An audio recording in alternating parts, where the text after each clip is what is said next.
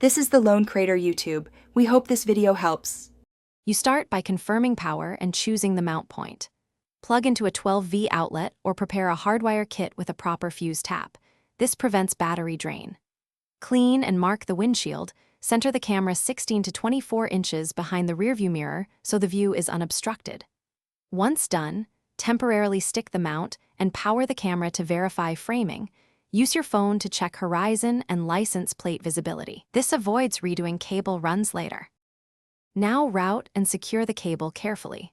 Start at the headliner and run along the A-pillar, using a trim tool to tuck wire behind the molding. This protects the wire and keeps the cabin tidy. Make sure you route below curtain airbag seams and never obstruct airbags. Continue down behind sill trim, under the dash, and to the fuse box or 12V outlet. Leave a bit of slack at both ends and fasten the wire with clips every 12 to 18 inches, so it won't vibrate or chafe. Finish by connecting power and testing all functions.